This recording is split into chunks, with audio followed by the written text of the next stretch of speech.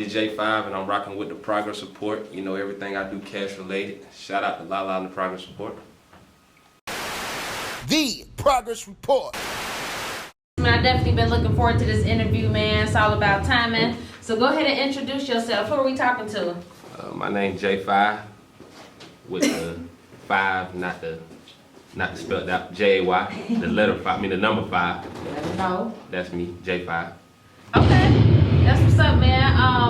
Where you from? I'm originally from New York, but ever since I've been down here, I went to school on the south side, but when I jumped out of the porch, I was hanging in Oakland City with some of my friends. You might know Lil Baby, that who really brought me to the city. So, you know, I'm from wherever the money at. That's real. That's real. Talk about coming from the East Coast, because I definitely read that, man. Talk about, how long were you there? I moved down here in 2008, 9, something like that. Like right when Katrina happened, I came down here probably like a year after Katrina happened. So it down here was just different. It was different. The only thing I say different down here on the East Coast is I ain't gonna lie, it real trendy down here. Like New York, everybody probably do their own thing. I stayed in Virginia too before I came here. Everybody do their own thing, but down here it's the trends matter. If you ain't with the trends, they might group you on the other side of the cool fence. You could be yourself in other places and still be cool, but in Atlanta, if you ain't cool if you ain't with what the trends is really. Word. Got you. Talk about, just coming to Atlanta though, man. How was that transition for you? Atlanta great. It turned me into a monster. Word. That's what's up, man. So talk about being a blood though, you know what I mean? What does that 5 represent? Exactly what it say. Blood in, blood out. It ain't everything about it ain't something to be glorified, but it's a brotherhood. That's the main thing. As long as you keep the peace with us, it's a brotherhood. That same way the Masons is a brotherhood, right? And everything else is a brotherhood. It's still a brotherhood at the end of the day, first and foremost. And that's my main goal in just becoming a music and a voice for the blood. I want to spread the positive light on it, not just all the negative that come out of it. I want to speak on it. I want to be like, oh, he was a blood, but he wasn't scared to be himself. 21, he do that too. He do a lot of things oh yeah, that's 21. He funny, but he always put, don't let that distract you from the fact that I smoke you or something like that. Sure. So it's just I just wanted to be known that you know what's going on. You know what. Obviously, blood is self-explanatory. Blood can get spilled, but it's not always about that. Right. It's not always about that. Nah, that's real. I first seen you around Snipe, you know what I'm saying? Snipe the homie, it's his birthday today too, but yeah. Shout out to Snipe. I'll be at Diamond Club with him tonight if anybody looking for me. Straight up, nah, he is a silent individual, you know what I mean? He one of the most silent guys that I've ever come across, you know what I mean? Because I ain't from here, you know what I mean? But he always showed love, so that's when I first seen you around, him and Block and all that good stuff, but... Shout out to Fat and A too. For sure. And that was always my thing. I'm a real big observer, you know what I mean? It was always like a bond, you know what I mean, amongst anything else, and that's a stereotype when it comes to, you know what I mean, when you're doing certain shit, it's a stereotype. Yeah. But I'm glad that you said that, you know what I mean, it's definitely a brotherhood and something deeper than that. Definitely. So, just talk about fatherhood too, man. That's another thing that I observed about you that really made me respect you and all that good stuff. A lot of these nigga dads, I'm a real father, deal with my kids every day, not just to take care of my kids financially. And I really be with really help raise my kids. They got a great mother too, but I really raise my kids. There's a lot of niggas who ain't hands-on. They just, the kids live with their mother, and you just do stuff for them financially. Yeah. But me and my kids, my whole family, we stay together as a family. They mama helped them with them just as much as me. It's no 75-25, it's 50-50, everything. I really raised my kids. They gonna know when they grow up. Now my daddy taught me this, taught me that. Not just my daddy he had some money, so he used to just look out for me, buy me nice things. It wasn't none of that. Why do you think spend time? Yeah, exactly. Why do you think that's important? A lot of people don't really speak on that. Some people don't even, talk about it. But why do you think it's important to be a father? You know what I'm saying? Man, I really don't give a damn about nobody else. It's important to me because I ain't had no dad, and I know what I used to want. All the time, I'm a boy, so I just had my first son a year ago. I ain't always wanted to certain things you can't really talk to mom about. cool, even though mom would do anything for you. sure. You can't really talk to her about it. You can't come say, hey, mom, how do I, if this boy do this to me at school, what I do? Like, because a mother, you know, just a female too, it's the first thing, you know, tell, whatever. Nah, man, he hit you better hit his ass back. Like, just certain things you just can't teach him. Like, just certain morals to teach him. Like, it's different. It is different hearing certain things from certain sexes. Like, you can hear something from a woman, and it's not gonna click. Yeah, it's not It gonna. looks like that with my son. Like, if I tell my son, with your hygienes, he Right. just slapping. But his man come, he all about him. Exactly. You know what I'm saying? So it do feel different. It does. That's because real. it's real like that, though, for real. Sure. That's real. So I understand. I even see it in my son. Like, I might tell him to do something, he might do it. Mama might tell him to do it, he might not do it. I'm like, boy, stop playing on me, man. You better do that. Same thing even with my little girl. Like, you know, just a woman's intuition is too to also be a little bit softer. Yeah. Right. Like, they might not want to. No, I believe in sometimes you gotta get physical with the kids sometimes. So I agree. even my little girl, sometimes her mama might tell her to do something, she don't do it, and then when I step into the picture, like, stop playing. Like, I don't even have to It's give her that no stern, whooping. it's Yeah. that voice exactly. you get from your daddy that you don't really Exactly. get from your mama. So that's real. Exactly. Now, when it comes to your daughter, though, I know you probably soft. You know what I mean? Most guys, Oh, when it yeah. comes to you, I was gonna say, when it comes to girls, don't even front and act like you be putting the discipline down, because the females gonna get you every time. You know Oh, what I yeah. mean? It's always Oh like yeah, I'm a that. daddy's girl. I get my daddy Likewise, every time. exactly. One thing she know though, I ain't gonna lie, still. Cause she my little girl, she got I think she got insomnia or something like that. She just don't go to sleep at night for some reason. So like when you started keeping me up, now I'm agitated. Right. Like, I might not even think. Usually I might give a whooping and I might feel bad about it. Right, So of I might course. baby her after. Exactly. They control. The girls got the daddies around their fingers like this. It's so funny. Yeah. You know what I mean? Now talk about serving time, man. What did you go to jail for? How long were you in? I went to jail for 2 years for robbery, me and some of my little partners. Back in the days when, I know y'all remember like when everybody used to like, oh, iPhones getting taken in the news and shit like that. Like, yeah, we did something like that. Like we had took some, we was in Cobb County. We had took a laptop and a iPhone, I think it was, something like that. And we got into a high-speed chase. And one of the people with me had crashed the car, so you know. But that just really taught me the thing on loyalty, cause I got away. It was 4 of us in the car.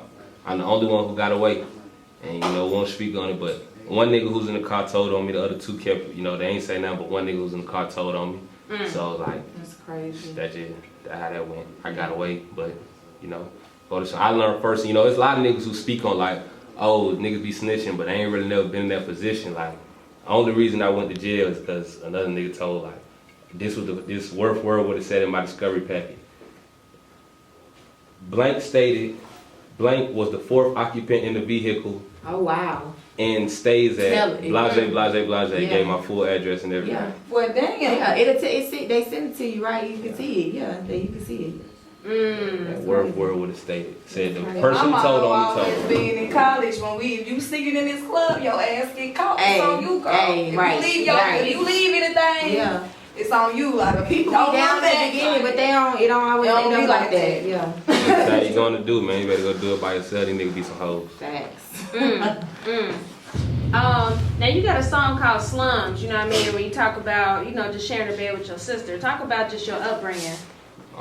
Like I said, I ain't had no dad in my life, so my mom used to work at 2 jobs. She used to work at Quincy's and Boston Market. There's some fast food places.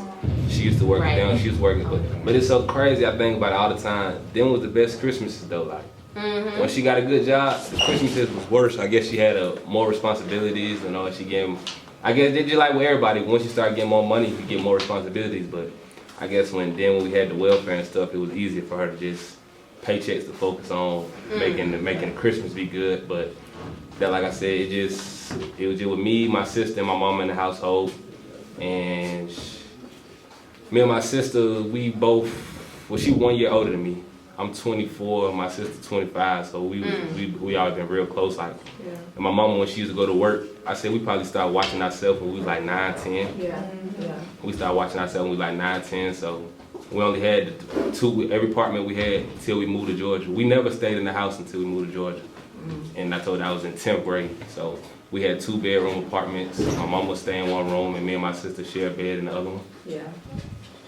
Yeah, man. And I wouldn't lie and say just like, I wasn't lying, say it just was like, oh man, I was thugging as a youngin', like I was doing this and doing that. We just were poor. Like I said, I really ain't jump on the porch, like start doing all the extra shit until I came to Georgia. But then it's just, I used to play basketball before I moved here. That's why I said I ain't gonna lie, Georgia made me a monster. But Yeah. You are tall as hell. I used to play basketball before I moved here. I played basketball my first year down here too for Westlake.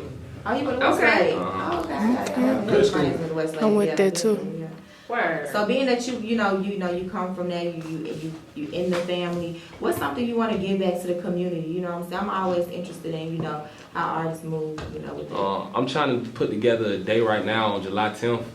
Like my best friend, the reason why my ENT called Cash Rules, cause my best friend named Elijah got killed. And I was gonna ask you about Elijah too. His birthday July 10th, so I'm trying to do a day to give back. I'm trying to make it real big though, not like on no little boy. You know how everybody just go feed home. Now I'm talking like really trying to like. Then you'll think it was a rich nigga throwing the day. Like I'm trying to put one of them together. I ain't just got all the pieces to the puzzle yet, but I'm definitely like it's gonna start being some every July 10th in remembrance to him. At least as long as I got some money, God forbid I would just can't afford to do it. I'm pretty sure somebody on my team though will be able to cover. Pick up the slack. That's what's up. Nah, that's real, man. Shit, I mean, anything you're doing as far as the community, please let us know. You know what I'm saying? I'm telling y'all, July 10th. I'm trying to. They told me that nowadays they want you to have some type of certificate to feed the homeless though, so it ain't just as easy. I'm trying to definitely do one though. Like on July 10th. Let's do it. We available on the for sure. Yeah, I'm good. And I feel like you should do that annually. So me too, July 10th, and we'll look forward to that every year. Absolutely. Absolutely. Now, I definitely was going to ask you who Elijah was, you know what I mean, in your music. I definitely hear you talk about him, so. That's my best friend. His name was Elijah William Wallace, and he got killed on December 15th. No, 22nd, I'm sorry. It was technically 21st, but 22nd. It was, when I'd be the wee hours of the morning. He got killed on the 21st, 22nd. It was, that the first time, like, you know how somebody that died, but it's like, we was really together when he died. Sure. Like, that's who I used to do everything with, like, my right-hand man. So we was doing what we was doing. It was, he had a play, so it was time for him to serve one of his folks. I was standing with him on the curb. We was fucked up then, we were broke. We had one gun, it was a Glock 17. It was really his though. So I had the gun at the time. I asked him, I say, shit, you want a gun? Give it to him, whatever, give him his gun, whatever, so he can go catch his folks. When he go catch his folks, they, I guess, attempted to rob him or something like that. I guess he tried to say no, I don't know how we go inside the car. All I know is they just pull off and then you just hear gunshots, and that was the last time I ever seen him. Yeah, man. Yeah, definitely sorry to hear that, you know what I mean? But that's dope that you do music so you can keep his name alive and all that good stuff. To be honest, I ain't never even wanted to. I had another partner, we had two other partners who rap. I was trying to kick the manager role. I might buy them studio time and they be on some, I really don't feel like rapping or I don't like this studio. You gotta be good to be an artist. Before I keep buying studio time for y'all, man, I'm the one who know the people and man, I might as well try to do it myself. Yeah. I might as well try to do it myself. That's the only reason I even started rapping. What keep you motivated in it though? What keep you? My kids want to get out the streets. Like the streets getting worse and worse. They getting worse and worse every day. Like the money that's in the streets is becoming a shrinkage on it. Like the loyalty in the streets. That's the thing. That's the big thing. It's just becoming something you almost can't even manage. You can move all the way right and still end up in the wrong place. Right. So like, I just want a different way, somewhere I know my family ain't got nothing to worry about. Something for everybody to be proud of. That's real. Describe what your worst day look like. My worst day? Yeah. I know it's gonna say it's a day in prison. I'm just trying to think which one. I might have said it was the first day. My daughter was born when I was in prison. I went to prison on July 17th. I went to prison July 17th or 30th, something like that. My little girl was born September 14th. She came to see me like 3 days after she was born at visitation. I was at Alberta's correctional facility. Her mama brought her to see, her mama and my mama came to see me. My first time seeing my little girl and just seeing her like, damn, like, you and your mama out there without me, that probably was one of the worst days. Like going back to my dorm that day, cause I ain't get to see her be born. Yeah. I ain't get to see her be born. That was probably one of my worst days. That day and the day I lost Elijah, like the day I lost Elijah was the last time I cried. That was in 2015.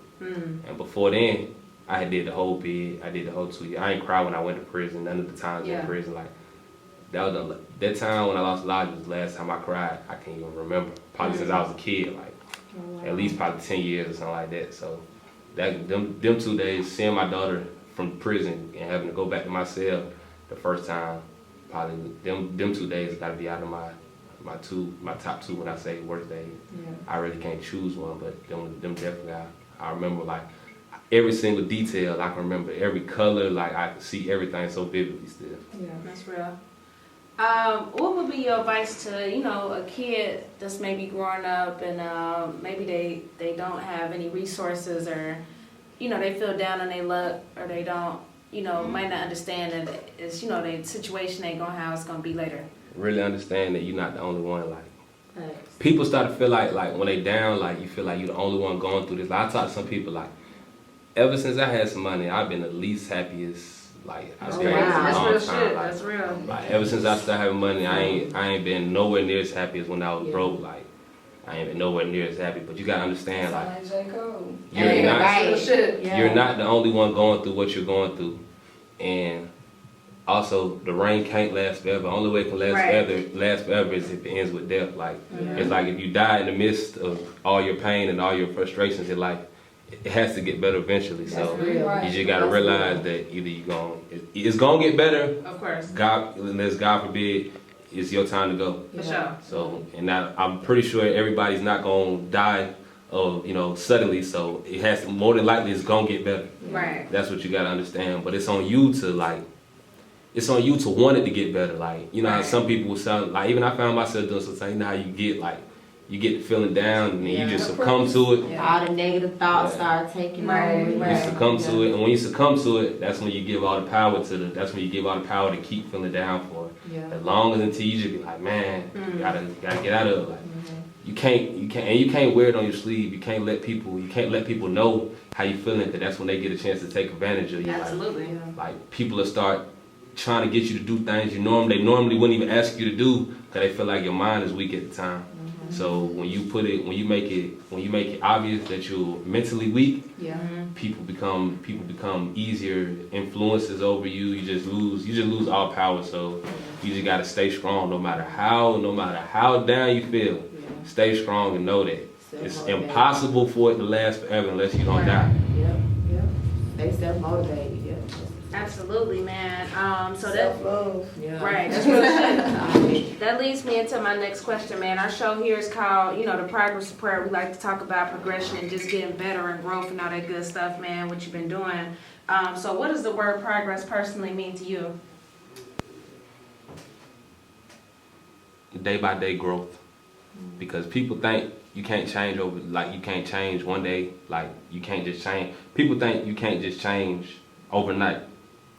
But in a sense you can't, but in a sense you are, because each change overnight leads to a big change. It's just like you threading a yarn ball. Threading a yarn ball. Every day, that one change that you did, like if today I just tell myself, perfect example. When you're working out, everybody be trying to lose weight at some time. You don't lose it overnight, but in a sense you do, because you might not lose a full 1 pound, but you might lose 1/10 of a pound every day. Every time you work out, as long as you stay consistent, you're going to reach your ultimate goal of whether you're trying to lose 20 pounds, 10 pounds, but it all had to, you could never just skip one day to day 20. So every day essentially is every day is essentially growth. So you're like, progress to me is just day by day growth every day. Cause like I said, even the time like I've been feeling down, but lately it's been like, I gotta tell myself, hey, today we ain't doing what we did yesterday. Yeah. We ain't doing what we did yesterday. And then you just start to feel better about it. So that's why I say, to me, progress means day by day growth every day. Every day. That's real, man. Definitely, man. On a lighter note too, you talked about Lil Baby earlier, but you used to be in the studio with Migos. You got a good relationship with Johnny Cinco, and a couple of other rappers too, man. Talk about just being close to you know, a lot of artists that's, what should I say, or not mainstream necessarily, but some are. But talk about just at least underground, you know, Yeah. mostly known. Like I said, Atlanta term, like it don't matter how much I can say. New York or Virginia taught me this. right. Mostly everything I learned to a cent came from Georgia, from how to hustle. I wasn't getting no money before I moved here. Yeah. Like to a cent. So like Lil Baby, he taught me a whole lot. He was the first person I was hanging around that was really hustling at a young age. Like, you know, a lot of people try to take away from him saying, oh, he got this, that, why he's done. Man, bro deserve everything Straight he got. up. Me and him might don't talk every day. We might don't be as close as we used to be. Like, it might seem like that, but I still love him because, like, I know a lot of the people I know on strength of his face. And that, you know, a lot of people ain't gonna say that, oh, everything I got it on my own. That's real shit. Nah, people put you in the positions to make your moves.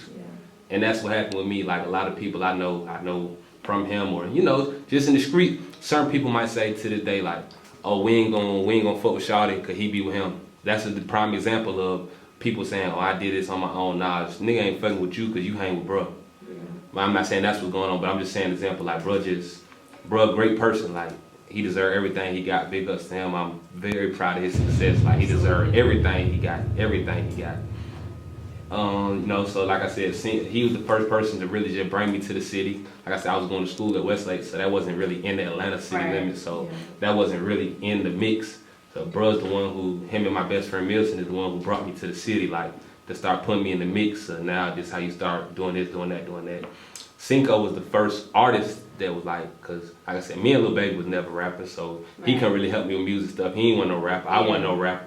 Cinco was the first person I hung with who was an artist, who was, you know, locally known around Atlanta, like household locally. Yeah. So, you know, he did a lot to help me. I can't take that away from him. He definitely was the first artist to, like, let people know, hey, this is my little partner who rap. This Jay5. You know what I'm saying? So Yakki, he was the one who like, before like I said, I ain't had no money, so it's like, when I couldn't afford studio time, Yakki always have him a situation where somewhere where he can go record at.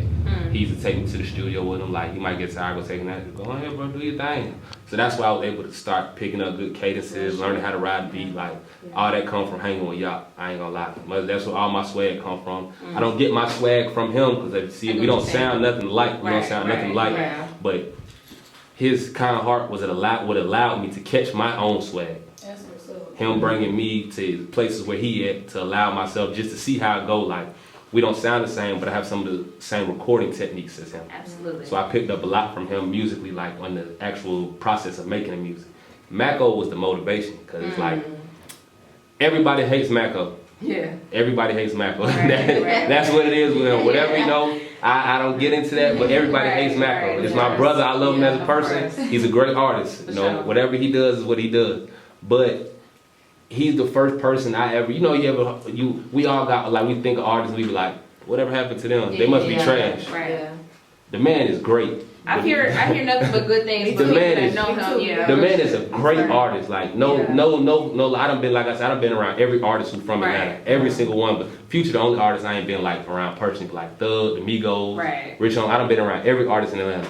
Home definitely top 10 when it comes to making that music. That's real. Home definitely top 10 and really top 5 in Atlanta. Like, Home a great artist. So I learned, like, I just got the motivation, like, bro, you fire. Like, you really been around, like, bro, you fire. You really fire. Like some of the same things, like what you hear Quavo do, he know how to do and been doing.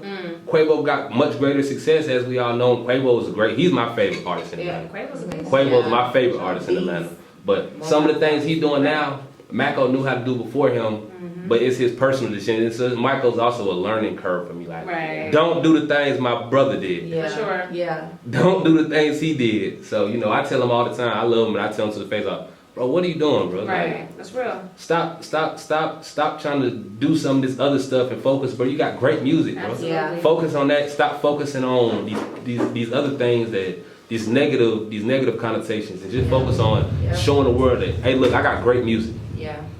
People already know who you are, but now only thing they're attaching your name to is negativity. Right. That's the only thing you get your name attached to instead of great music.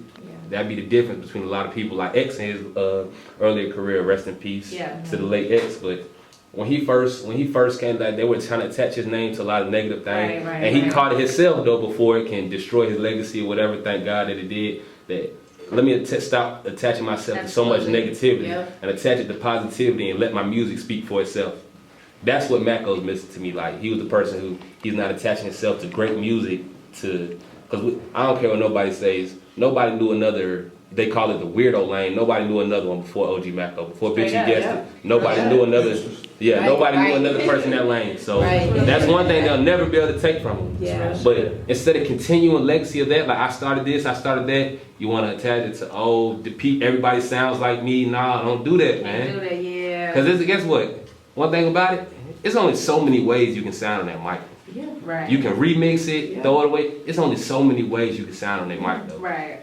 You can everybody has their own vocal pattern, but it's only so many ways the voice is gonna come with all the same plugins. Mm-hmm. Everybody has the same plugins, so it's only so many ways it's gonna sound. So, like I said, Maco is just a learning curve for me. But like I said, Baby introduced me to he brought me he gave me the street sense to be able to do it, move around how I move around. Cinco, the first one to introduce me to the music world. Yakki, I was able to grasp my actual talent in music. Yeah. OG Maco gave me the motivation, like, nah, you can be fine, just learn from him, though. Like, learn. What he's doing is, he's messing up on everything besides the great music. He's making great music, but making bad decisions elsewhere. So that's what I got out of everybody who I mostly don't work with. That's real, man. Yeah, That is real. Yeah. Nah, man, that's what I'm saying. That's why I like you, because you've always been that humble guy that just stayed in your lane. You know what I mean? You just always stayed in your lane, and you understand when somebody can put you in a position. You know what I mean? So another question for you: what does it mean to call a gun a dick? Why they started calling, like I said, Atlanta taught me, so you know I wouldn't know when they was already calling that here when I got down here. Right. But you know, everybody know what it means. Like it ain't no dick unless it hang out. Like unless it hang. You can have a regular gun and it's the standard clip. The standard clip gonna be flat at the surface. But if you got that dick on it, it gonna hang. It's gonna hang. And everybody, if you got a dick on it, I mean, you're supposed to let your nuts hang anyway. You know what that means? Word. Okay, so just a couple more questions for you, man. Talk about working with No Jumper in your upcoming projects. No Jumper, great people. Adam, Reese Laflare was the one who introduced me. He's another great artist. Reese Laflare, dope as a fuck. He's another great artist who doesn't get all the notoriety they For deserve. sure, yeah. He's another one who I did a lot of music with. I met him through Yakki, so like I said, you know. But Reese introduced me to Adam. Adam, like I sent him a song. Like I got so much music I put. Since I've been rapping, no lie, I put out 5 songs, 9 songs with Yakki, 7 songs with Maco. That's 18, 23. 5-song EP Vibes from the Biz, that's 28. So I put out roughly about 28 to 30 songs in the time I've been rapping. Like most people put 18 songs, 17 songs on their project. So I only put out 28 to 30 in a not even all just in the span of time. That's what I feel like my biggest hindrance is right now. Like I don't stay consistent with putting out music and just feeding the process. Like I know I'm hard, but it's a lot of niggas out there who hard, so that don't really matter. Right. That's not the biggest part nowadays. So like being consistent, man. Adam was like, you know, it's cool, he like it, so he just messed with me. And that was a motivation, because that's the thing. I don't want to be stuck in they call it the chitlin circuit. I don't want to be stuck in that for the simple fact of, yes, of course, I got some partners who will shoot, who will kill.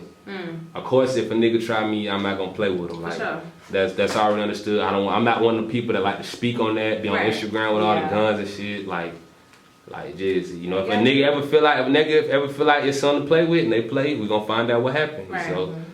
So I don't want to be in that circle for the simple fact of, in that circuit of just us black men, for some reason we have a very good problem with hating on each other. And in that circuit, black people in general, right.